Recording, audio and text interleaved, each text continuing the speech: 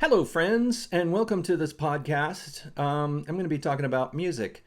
Um, I really like some things that came out in the 80s because that was sort of when I was just getting into music in a big way. So, playing bands and went to see bands a lot. I used to really like to go and see bands. And in recent years, I've kind of I still try to go see bands, but I just don't want to go out as much these days.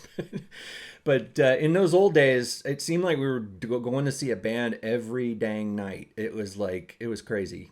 But I saw this next person I'm going to talk about. I saw him play live in a kind of a smallish club. I felt like when I think back on this, I feel like I was right up near the front, and there wasn't a whole lot of us. It was almost like I was seeing this concert in somebody's living room. That's my memory of it.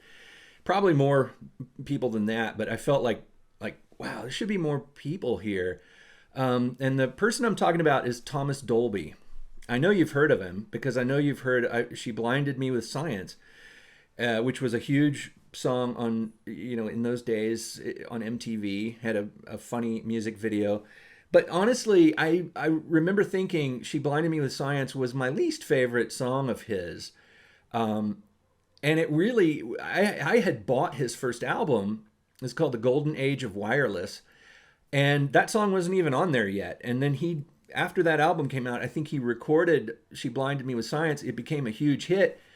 And they re-released the album with a different cover, and they put that song on there, and they changed some other songs around. There's like a different version of a song on there. And on the original version of the album, which I'll show you right now, there it is. That's the cover that was the original album cover. The re-release had that sort of like a comic book cover or sort of a pulp magazine cover that I actually don't have. Oh, there's a picture of the pulp magazine that they put on the front cover.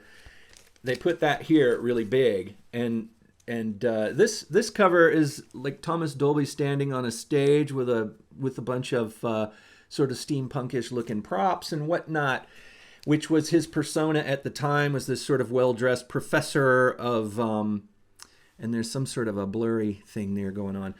But he kind of had this vibe of the professor with the little round glasses and sort of a flustered, I don't know, somebody that you would see in the 30s in an Indiana Jones movie or something. He was interesting. He had kind of a persona to him.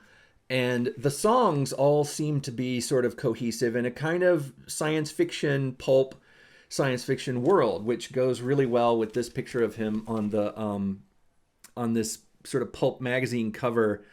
Like he's this mad scientist, and in a way, he kind of had that mad scientist vibe with the music as well, because the music was very synthetic and very meticulously crafted music that was a lot of electronics. It was, a lot of synthesizers and sequencers and drum machines. And it had that kind of precise feel to it where everything was sort of programmed. But on top of that, there were some guitars, and there was some bass guitar playing and some sort of organic acoustic sounding drums and a few other instruments mixed in. But you get the impression that it was mostly a synthetic album, and that he was kind of pushing that with the feel of the landscape, the theme that he was trying to go for with this album, and with his Thomas Dolby persona, his character that he was playing, and that he also did in his music videos. He kind of kept that persona for the first album, a little bit further on too. But I really like this album. It's got some great songs on it. This album does not have She Blinded Me with Science. This has got songs that I think are so much better than She Blinded Me with Science. Not a bad song, but I think I just overheard that song. It was everywhere in those days on MTV and everything. And I felt like every time I heard it, I felt like there's so many other songs of his that are better.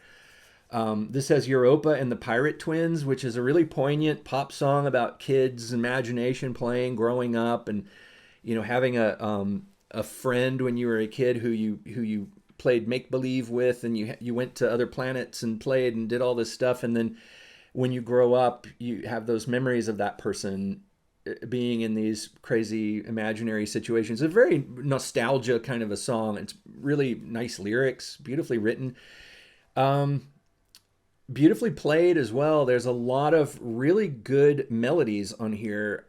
Great pop songs, really catchy hooks, and there's commercial breakup is on here. Radio silence is on here, but it's what they call the guitar version. In the re-release, there was a more electronic version of that song, and on here it's got this sort of guitar. It's got this sort of driving, distorted guitar sound, and it's a little bit more upbeat and more of a pop song. And I like this version better. It's hard to find unless you buy this one, and it used to be almost impossible to find because the only version of this album you could find was that other re-release with She Blinded Me with Science on it. And the only place to hear that guitar version of Radio Silence was if you could somehow track this album down.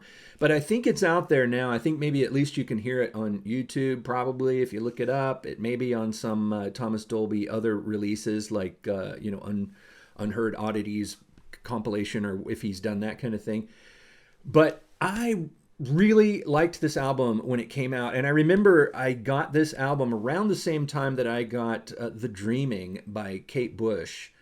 And the two of those albums, these two albums, The Dreaming and Golden Age of Wireless, to me just got me really interested in the idea of music production and the idea of the recording quality, the sound quality, and how, the layers of music and the layers of instrumentation and arrangements of electronic instruments and acoustic instruments, and how everything should fit together in your ears and between your ears, and where things sit in the stereo spectrum, and the EQ on different things, like how heavy should the bass guitar be? Should it be right in your face, or should it pull back? It should be in the center? All those little things I started studying around that time because of this album and because of The Dreaming by Kate Bush and some other albums as well. But this is a fun album to listen to with the headphones, because Thomas Dolby is a really excellent keyboard player, synthesizer programmer, arranger, and producer of music. Unfortunately, I didn't really get into his later work as much.